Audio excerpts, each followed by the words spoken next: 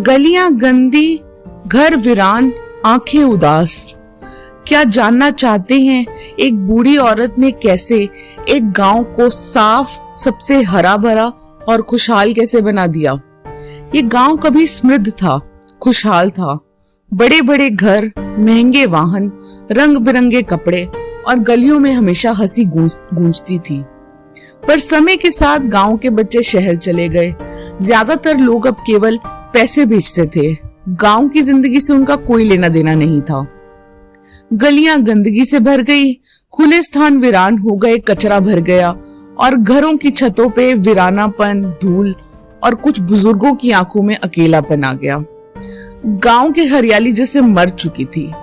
लेकिन इस वीरान और उदास गांव में एक औरत थी। उसका नाम था गुलाब बाई। उसकी उम्र तो 70 साल थी, पर दिल जवान था और जीवन में एक इच्छा कि बदलाव लाना है। उन्होंने देखा कि ये गांव केवल बाहर से अमीर है, अंदर से सूखा और उदास। उन्होंने ठाना, मैं इसे फिर जीवन दूंगी, चाहे कितनी भी बाधाएं आए। पहली बार जब गुलाब बाई ने एक छोटा सा पौधा लगाया, गांव के लोग उसे देखकर हंसने लगे। कुछ कहते नए बुढ़ापे में जोश चढ़ा है, उतर जाएगा। कुछ ठहाका लगाते गर्मी में बीमार हो जाओगी, कौन आएगा पूछने। और कुछ सिर्फ सिर हिला देते। यहाँ तक कि पंचायत के कुछ सदस्य भी नाराज हो गए। कहने लगे, व्यर्थ ही गर्मी में इधर उधर घूम रही हैं, अगर कुछ हो गया तो कौन ध्यान रखेगा। गुलाब बाई ने हार नहीं मानी। उन्होंने अपने छोटे कदमों से शुरुआत की। हर दिन पौधे लगाती, मिट्टी सजाती और धीरे धीरे कुछ बुजुर्गों को भी अपने साथ जोड़ने लगी। वे उन्हें समझाती कि ये केवल पौधे लगाने का काम नहीं है, बल्कि गांव में जीवन लेकर आने का काम है। शुरुआत में बुजुर्ग हंसे। कुछ कहते, अब इस उम्र में यही करना रह गया है क्या। बोर्डम और अकेलेपन ने धीरे धीरे उन्हें गुलाब बाई के साथ जोड़ना शुरू किया। वो भी बाहर आने लगे, हाथ में पानी और मिट्टी लेकर, छोटे छोटे पौधे लगाने। शुरू में ये सिर्फ मनोरंजन था, बोरियत मिटाने का तरीका, कुछ समय बिताने का तरीका। लेकिन अब उन्होंने देखा कि पौधे उग रहे हैं, गलियां साफ हो रही हैं। तब उनमें संतोष और खुशी जगी। गुलाब बाई ने भी बच्चों को साथ जोड़ा।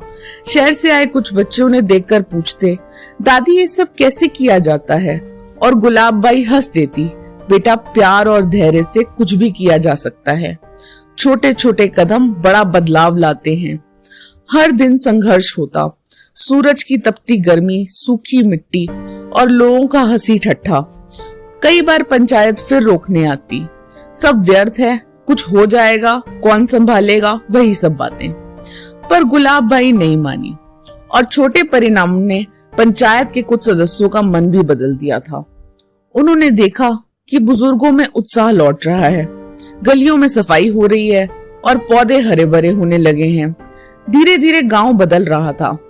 गलियां साफ थी, घर के सामने छोटे छोटे किचन गार्डन उगाए थे, फूल खिले, फल और सब्जियां लगने लगी थी। बुजुर्ग अब हंसते और मिलकर काम करते। बच्चे भी शहर से आकर बात करते, मदद करते, कुछ मजाक करते, कुछ सीखते और धीरे धीरे सब में एक नई जिम्मेदारी और प्रेम जागने लगा। महीने बीते, साल बीते, गांव का रूप पूरी तरह से बदल चुका था। पहले वीरान गलियां अब हरी भरी हो गई। गलियों की सफाई, किचन गार्डन, बुजुर्गों की हंसी गूंजने लगी। गुलाब बाई की मेहनत ने पंचायत का भी दिल हिला दिया। गांव में उत्साह जैसा माहौल बन गया, जैसे कोई महोत्सव हो। सब मिलकर हरियाली का जश्न मना रहे थे।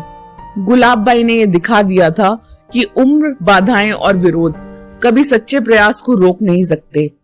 छोटे कदम और लगन से बड़ा बदलाव आता है। और अब ये गांव न केवल अमीर और खुशहाल था, बल्कि सबसे साफ गांव का पुरस्कार भी जीत चुका था। दूर दूर से लोग यहाँ आने लगे। गांव में पर्यटन बढ़ने लगा। अपनी जगह बना ली थी इस छोटे से गांव ने इस देश के मैप पे। ये गांव अब न केवल हरियाली और साफ सफाई का प्रतीक था, बल्कि ये प्रेरणा बन गया था। अगर हम अपने आसपास छोटे छोटे कदम उठाएं, प्यार और मेहनत से काम करें, तो जीवन और समाज को खूबसूरती से भरा जा सकता है। एक छोटा कदम, एक छोटा प्रयास और सामूहिक लगन, ये वही चमत्कार था जिसने इस गांव की तकदीर बदल दी थी।